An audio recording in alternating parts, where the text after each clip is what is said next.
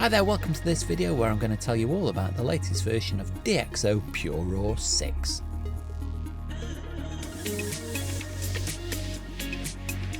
DXO have just released their latest version of PureRAW, which is their noise reduction software. Now, I've partnered with DXO before to show you this software. Now, in full transparency, I haven't paid for this version, but I have bought the previous 3 versions with my own money, so it is something that I use and can actually say that is an essential part of my workflow.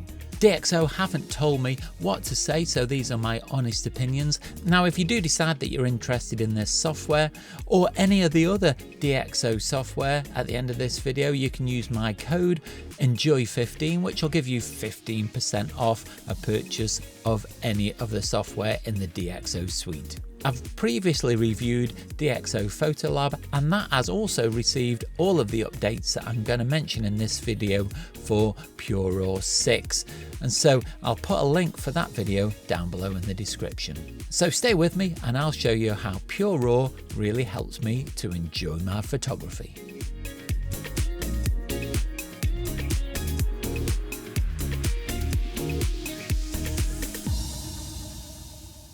Now, I'm going to start with some highlights of the software, then I'm going to show you some real-world photographs of mine and how the software handles those.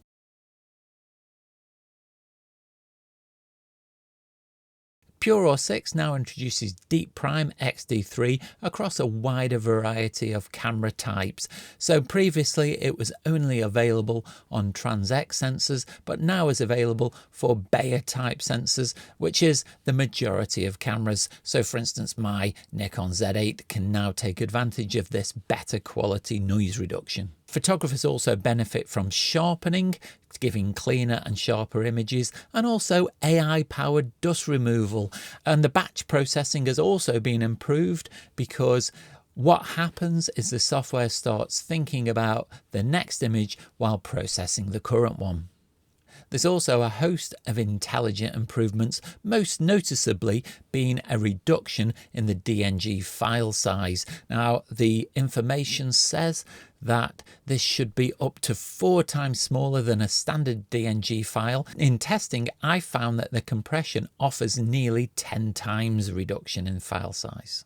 Prime XD3 is made specifically to extract details from photographs taken in challenging conditions, and I'm going to show you some of those later in the video.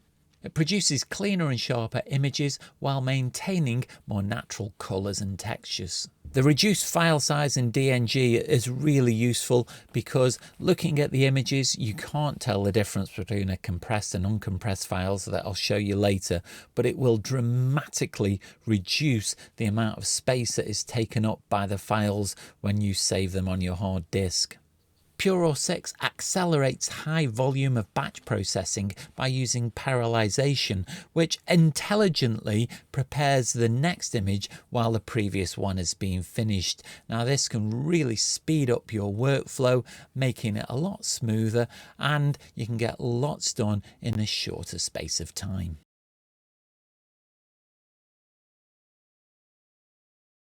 I've opened up the software, as you can see now on the screen, so it's time to have a look at how easy it is to use. Now, there's lots of ways of getting an image into the software, but I just find that the easiest way is to just literally drag it and drop it into the software. But you can add images, and then there's an add image on that previous screen. Once we've got an image into the software, then we've got lots of options on what you can do with it. Now, if you've previously set up all of your options, which is possible, then you can just click process down in the bottom right hand corner, and that will just automatically go through everything that you've set up previously. But if it's your first time using the software, then you'll want to do some refinement so you get what you want. And so let's have a look at that now. So what we're going to do is we're going to click on the button that says process with preview, because this will introduce lots of options that you can set up, but it will also give you a real-time preview of your image before you process it. So at the moment I've got a photograph of a black-headed gull that I took a couple of weeks ago, and this is typical of the things that I will photograph while I'm out with my camera. Now, at first glance, it doesn't look too bad. So on the left hand side is the original, and on the right hand side is the image processed with XD3.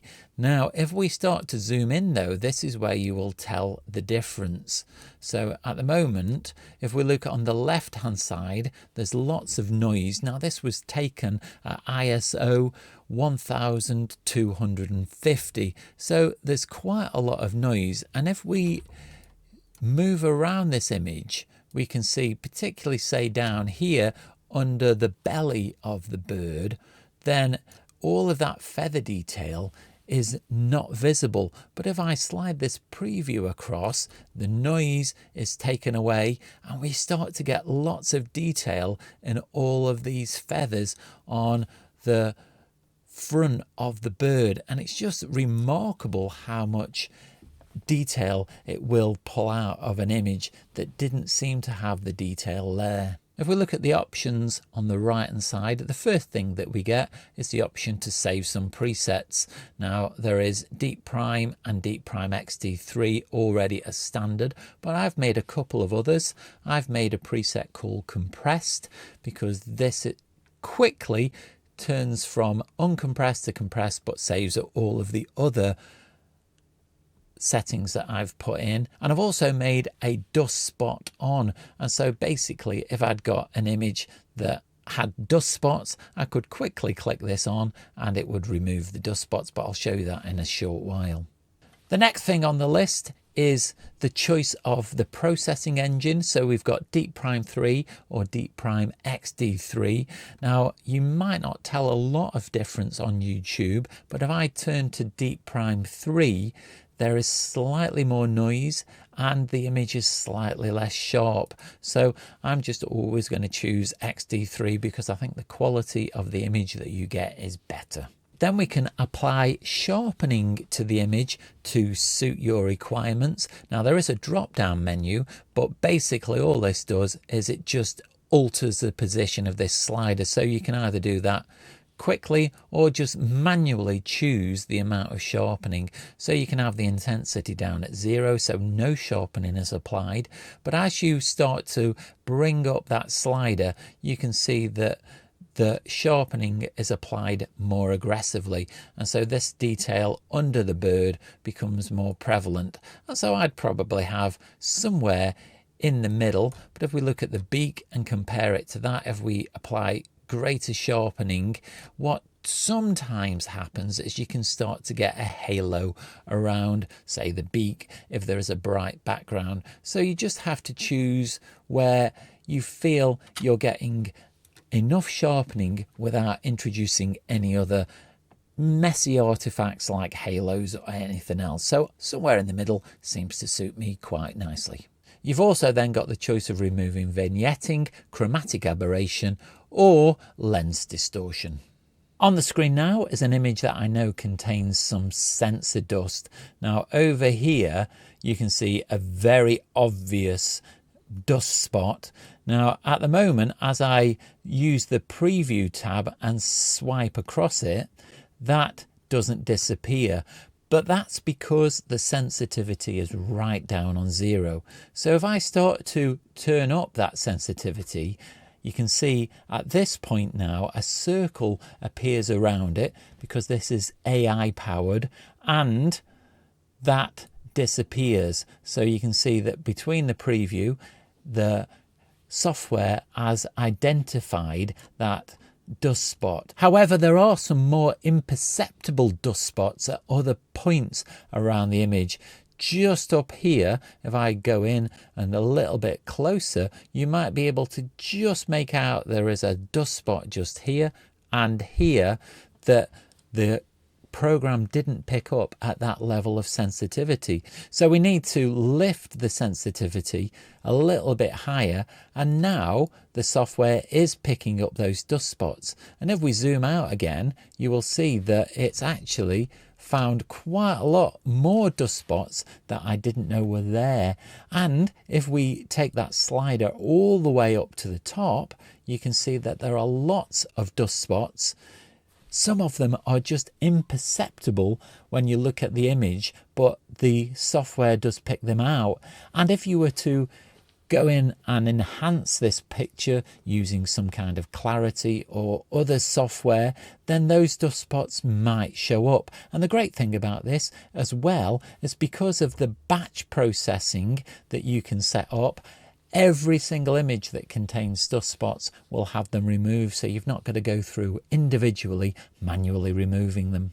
I do just want to show you a couple of images taken in low light at very high ISOs. Now this image on the screen at the moment was taken at 25,600 ISO. It was taken in my bedroom, and we've got blackout curtains, and so there was virtually no light, but it manages to really effectively take out all of the noise. If we go in and look at the amount of noise that's in this image, it is really not very nice, but the XD3 removes it and manages to keep lots of detail.